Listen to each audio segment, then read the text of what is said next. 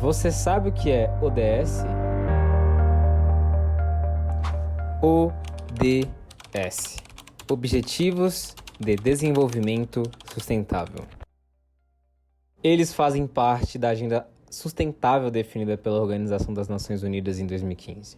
Para serem atingidos até 2030, são ao todo 17 objetivos com foco em desenvolvimento.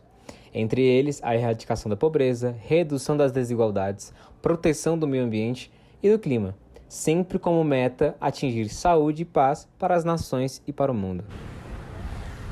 Um desses objetivos é a ODS de número 9, que fala sobre indústria, inovação e infraestrutura, tema que está totalmente ligado à indústria 4.0, a quarta revolução industrial da história. Ela representa a automação industrial e a chegada de novas tecnologias, com o objetivo de aumentar a eficiência e a produtividade em atividades.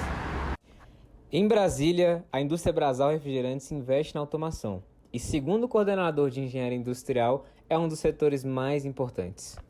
Quem a área que mais se desenvolveu, mais uma vez, reforça, foi a tecnologia da automação. Pegando os conhecimentos que a TI tinha, a gente destinou de uma forma prática para dentro da tecnologia de automação. Falei de segurança, falei de inteligência artificial, falei de Big Data, falei de vários outros tópicos que tudo isso cercado agora forma a tecnologia da automação. Então isso é uma área que está crescendo muito e que vai ser o símbolo aí da quinta, da sexta, da sétima revolução industrial, com certeza. E com certeza, um dos resultados mais importantes que a quarta revolução nos traz é a automação dos dados. O dado em si é a parte mais importante disso tudo, né?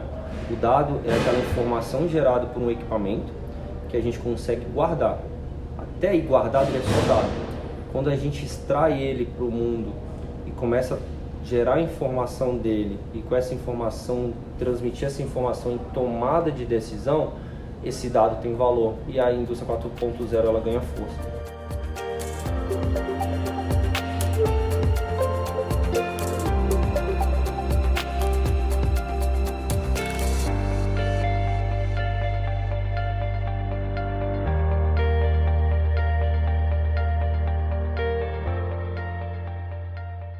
Para discutir as melhoras na infraestrutura do país, o presidente Lula convocou uma reunião com todos os governadores do Brasil.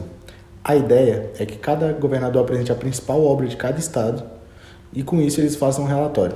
Assim que o relatório estiver pronto, eles vão apresentar para outros países para que eles atraiam investimento. O Lula afirmou ainda que o Brasil é um país com estabilidade jurídica e que a ideia dele é transformar o Brasil num país com estabilidade financeira. No início do mandato, eles também decidiram pela criação do Conselho da Federação, que serve para criar planos de investimento de obras comuns do governo federal, dos estados e do município também.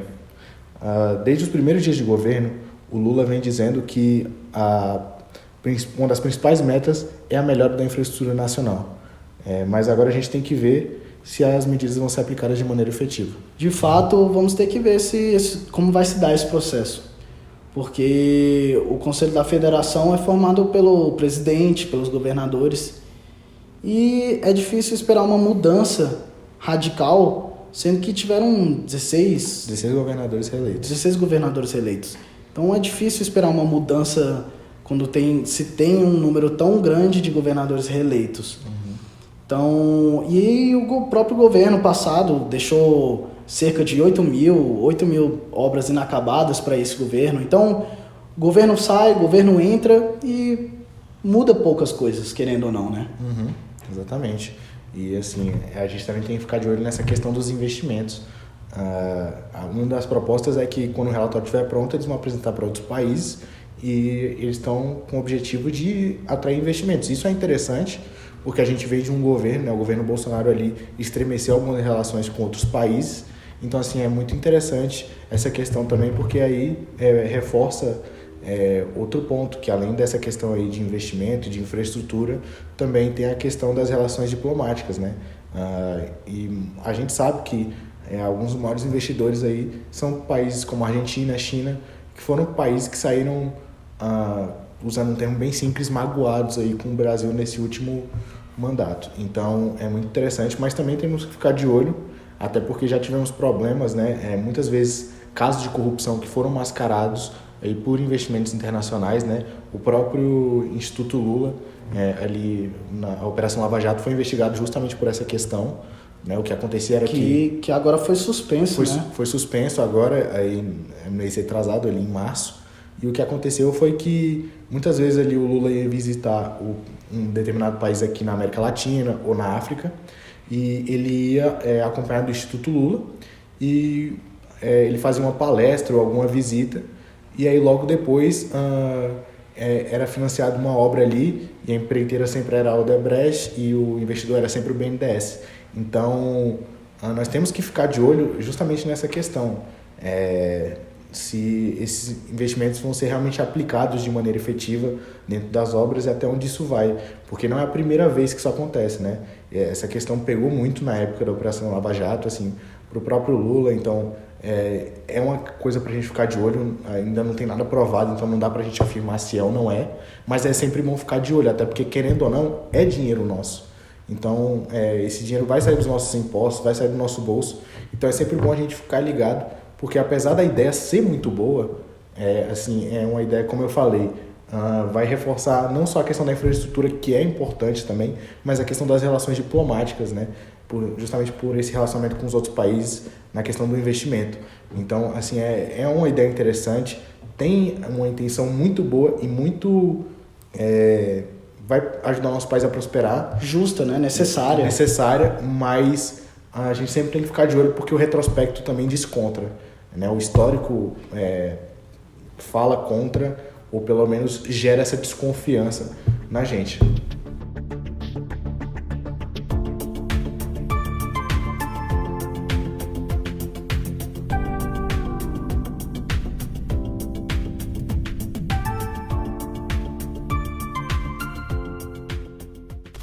O bem-estar social e o desenvolvimento econômico são assuntos de extrema importância dentro da sociedade em que vivemos. O acesso a serviços básicos e a igualdade de oportunidades promove a qualidade de vida da população. E para aprofundamento desse tema, Matheus Rodrigues, dono do IBET, está divulgando a segunda edição do Tenda do Empreendedor, projeto que visa capacitar empreendedores e comerciantes e que está diretamente ligado ao bem-estar social e desenvolvimento econômico. E aí, Matheus, tranquilo? Tudo bom? De primeira pergunta, eu queria saber um pouco mais sobre o projeto. Você podia apresentar pra gente, assim, dar uma síntese do que é o IBET? O IBET, claro. O IBET ele é um instituto, uma organização social civil, né, que funciona desde 2015. Em 2019 a gente fez uma reformulação para essa área de tecnologia, inovação e empreendedorismo. E desde lá a gente vem trabalhando muitos projetos aqui no GDF, trazendo um pouco dessa questão, sendo um pouco transcendente em áreas, trazendo tecnologia e inovação. Então, o que seria isso? Então, a gente vai para a Secretaria de Cultura, a gente não faz um show comum, a gente tenta fazer uma apresentação cultural com tecnologia, com inovação. A gente vai para as capacitações, que é o caso do Tenda, e a gente tenta trazer um pouco de inovação, um pouco de tecnologia, esse conteúdo um pouco mais de empreendedorismo e desenvolvimento econômico para a população aqui do Distrito Federal. Tranquilo. E já puxando o gancho aí da Tenda, sobre esse projeto, quais são as expectativas, os objetivos para essa segunda edição? Legal. Cara, as expectativas são enormes, né? A gente desenvolveu lá com o pessoal do Recanto das Emas, a RA do Recanto das Emas, um trabalho de capacitação para auxiliá-los com tanto inovação e tecnologia, apresentar para eles, na verdade, novas ferramentas, novas metodologias para desenvolverem e conseguirem desempenhar melhor esse trabalho de venda, esse trabalho comercial que é feito por feirantes e comerciantes da região. Então a gente vai trabalhar, por exemplo, áreas como marketing digital. Então a gente vai estar lá pro cara da banquinha dele falando assim, cara, você pode ampliar a sua capacidade de venda trazendo para o mundo digital. Como que você vai fazer isso? E aí você participa ali do workshop para entender essas novas metodologias. Hoje, tanto a área de logística quanto a área de contabilidade tem muitas ferramentas, por exemplo, um sistema de gestão financeira, como Conta Azul ou qualquer outro RP que você utiliza para controle interno, isso auxilia muito a sua organização como empresa. Mas você precisa ter ali aquela mínima noção, aquele primeiro contato com tecnologia, com a utilização e a operação disso. Então, a missão e a expectativa é levar para esses comerciantes da região do Recanto das Emas esse conhecimento e eles conseguirem implantarem nesses pequenos negócios a ponto de eles conseguirem ter uma capacidade maior de venda ou de gestão interna. Sim, sim. E eu percebi que você falou um pouco aí de desenvolvimento e sobre desenvolvimento econômico, assim, necessariamente.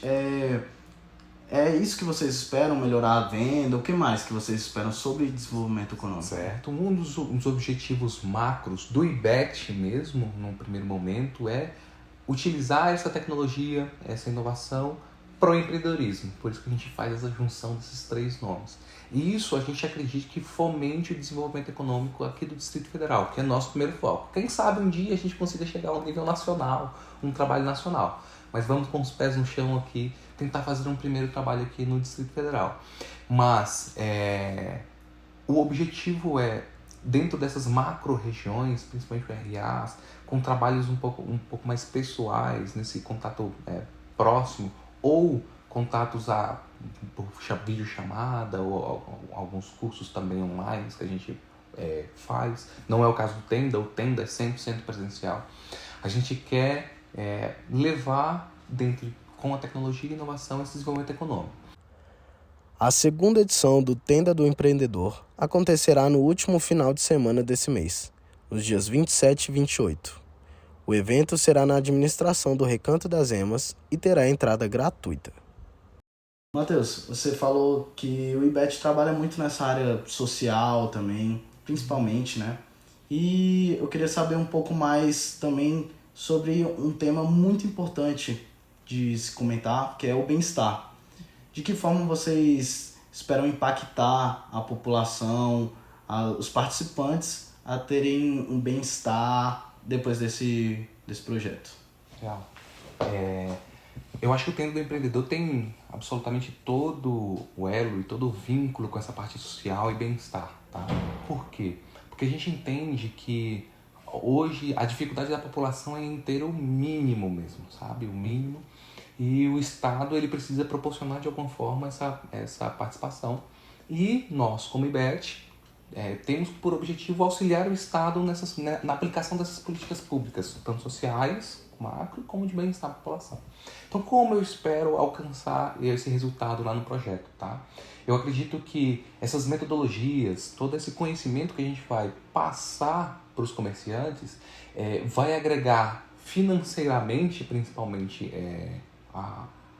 a ele, mas não só a ele, mas a seu núcleo familiar também. E eu acredito que isso vai conseguir proporcionar ali tanto para ele quanto esse núcleo familiar uma melhoria do bem-estar dele. Então ele vai ter uma capacidade de compra um pouco melhor, ele vai conseguir, quem for também, né, ao local, vai conseguir encontrar produtos de qualidade num bom custo-benefício. E eu acho que essa questão de melhorar o poder de compra, melhorar o poder aquisitivo econômico desse núcleo familiar, tanto do comerciante quanto de quem vai participar, vai impactar diretamente nessa questão do bem-estar, porque ele vai conseguir proporcionar outras atividades, outras coisas, ou melhoria nesse básico que ele tenha do dia a dia. Então acredito que o Tenda tem assim, esse impacto social ali, a princípio, na região do Recanto das Emas, a auxiliar de forma econômica a região e, de forma consequente, ter esses benefícios de bem-estar no núcleo familiar e afins do evento. É isso, galera. Obrigado, Matheus. Boa sorte nos próximos projetos, no Tenda. Obrigado. E é isso.